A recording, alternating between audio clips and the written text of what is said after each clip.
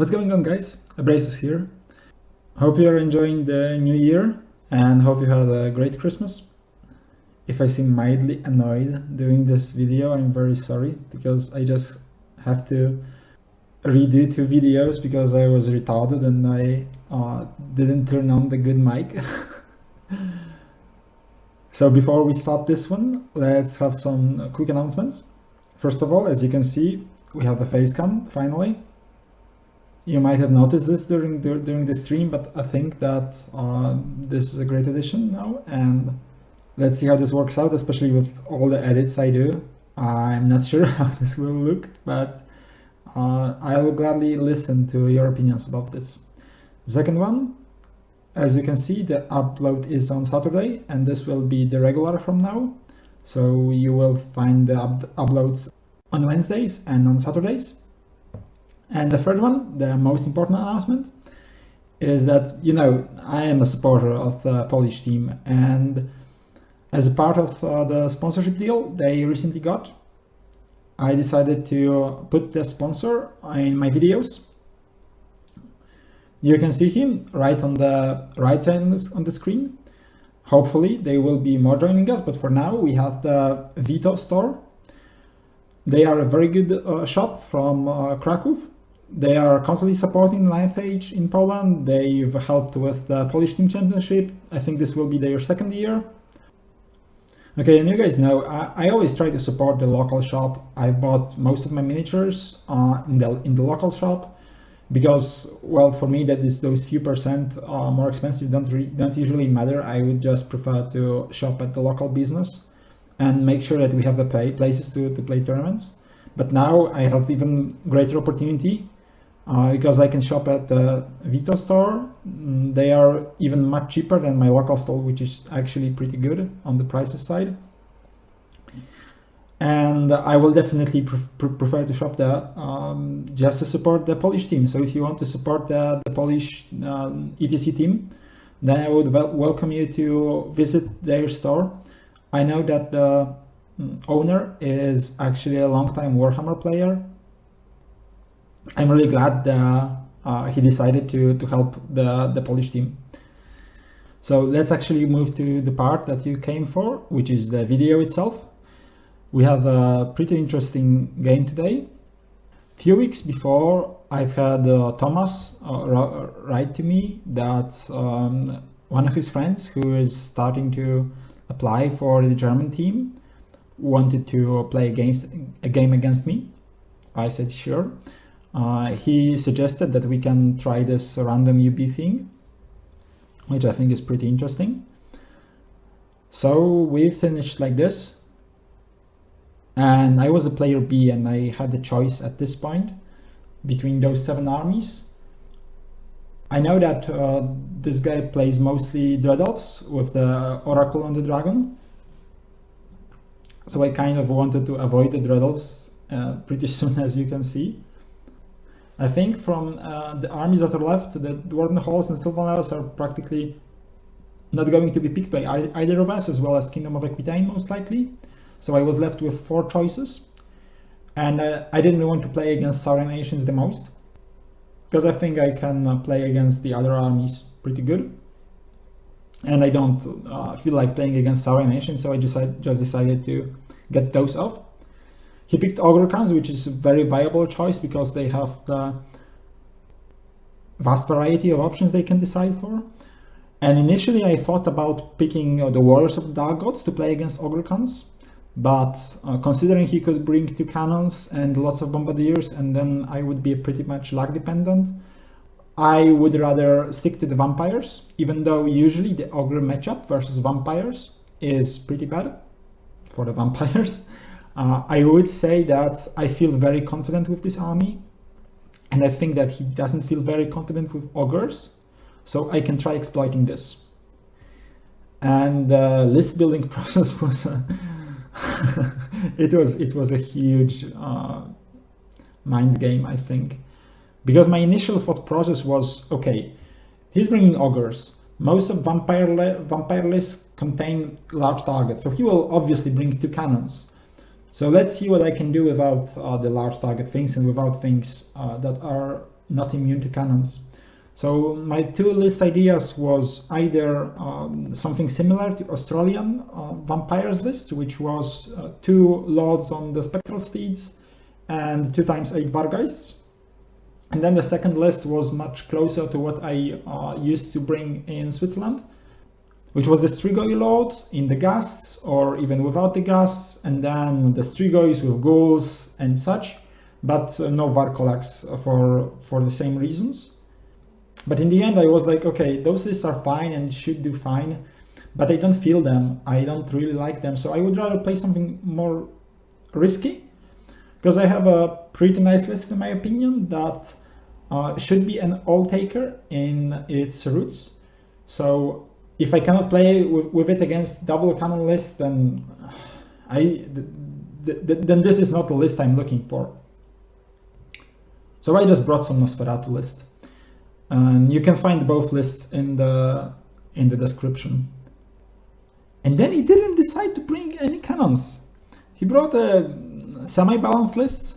What really surprised me that he brought the Bombadiers, but he didn't bring the cannons. And when I asked him afterwards why didn't he bring the cannons, it was exactly because he tried to follow my thought process, and he thought that I wouldn't bring things that are countered by cannons, because this is so obvious for the ogre player to bring cannons, right? I was like, no, I will just play the list I like. So in the end, we finished with a pretty good matchup for me, I guess. I think I was pretty much ahead on the matchup part, which was pretty important. And let's move to the battle. So about the deployment part, few things I would like to point out. We were deploying one by one, but after he deployed his first Rock Auroch, I decided to drop all and start. This is a very nice thing about this vampire list, because usually vampires like to play second, but this list doesn't really bother if it's playing first or second, especially after the position of the Rock Auroch.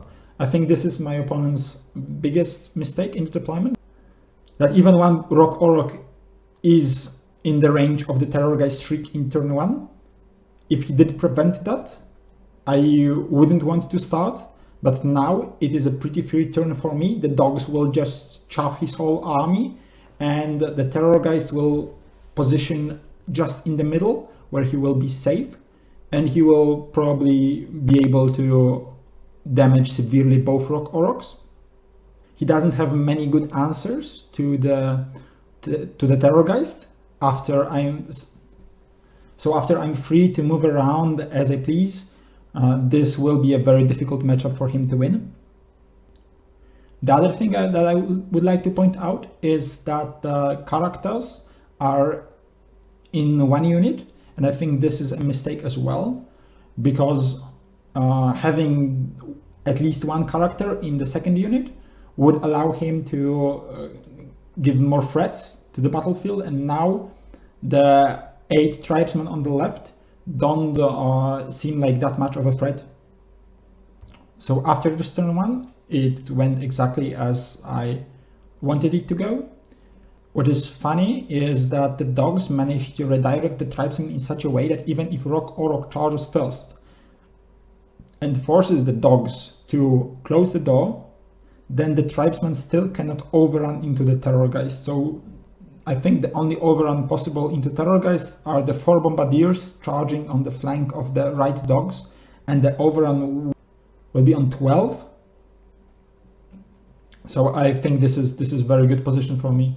Unfortunately, magic is pretty ineffective, and I deal only 5 wounds together with the Shriek onto one of the Rock Aurochs, but it's still a very good turn. I have all the initiative in the game. I managed to get off the new unit of zombies, and I think it will be very hard for him to pull out of this. And this is exactly pretty much what happens. He makes, I think, a few small mistakes in turn 1. The Rock Auroch that was wounded goes back behind the hill, but if he didn't go back behind the hill, he could have threatened any charges. Now, if I want to kill him with Occultism, I don't really need the line of sight, so I can kill him anyway. And if I don't want to do anything about him, he's basically useless there. because even if my coach charges the Tribesman unit on the left, he still will be on the coach's front, so he won't be able to get into the close combat. On the other hand, the Bombadiers didn't move practically at all, so the Vargais have a very close charge. The Tribesman didn't move back as well, so the coach has a pretty easy charge. Even though the Tribesmen have +1 toughness, I can completely block the left side with this charge and potentially set up a charge next turn with the Vargais on the flank of the Tribesman. On the right flank, it doesn't look good as well, because the Yetis can be charged by Ghouls on the flank and by Barrow King on the front, and then all sorts of weird overruns or pursuits rather can happen. So this is weird. Additionally, the coach can charge the flank of the Scraplings on the roll of 8, I believe. So this is what I basically go for. He flees the Scraplings rightfully, because if I made it and then I made the charge with the Ghouls, which was pretty much automatical on the Yetis and Barrow King of the Yetis, then it would look much worse, I think. But now I managed to get a roll of the 7 of Ghouls into the Bombadiers. So this is very good as well. With the magic and Shrieking Horror, I didn't manage to kill the Auroch, but this is mostly because the magic phase was weak and I needed to make sure that I can raise the conga lines enough. This is actually the trick I showed in one of the previous videos, that all those zombies are facing downwards, so when I'm raising them, they are extending their redirect range. What is really interesting here is that because I didn't kill the Rock Auroch on the right, the unit cannot charge the zombies because the charge would be on the flank of the zombies, so there is no way for him to close the door. And while usually you could expect the blocked path rule to work here, the blocked path rule works only if enemy units are preventing you from charge. But the bad guy that is really preventing him from charge here is the Rock Auroch. So at this point it looks very grim for him. He goes for some last-ditch effort and charges the Rock Auroch into the Shrieking Horror, but he didn't manage to kill him, and the Shrieking Horror easily deals 1 extra wound. And at this point he conceded the game, because as you can see, there is nothing saving his main block. The Ghouls managed to pass the restraint check, so now they are basically free to charge the rear of the main block, and it's game over. So for the summary, I think that what happened here is that he didn't know much about the Ogres pre-game. He's relatively new player, as I've heard, and while he is pretty good with the Dread Elves, it is pretty hard to adjust to the new army, in my opinion. Usually the matchup between Ogres and Vampires look much different. The Ogres usually are the one pushing, and the Vampires are the one trying to save themselves. So I think he could have expected something like this, but I managed to adjust my playstyle accordingly and just push him.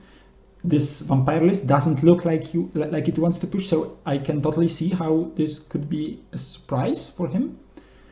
I really like Shrieking Horror, and what he did in this game was amazing. And I think that even if he brought the cannons, I would be fine.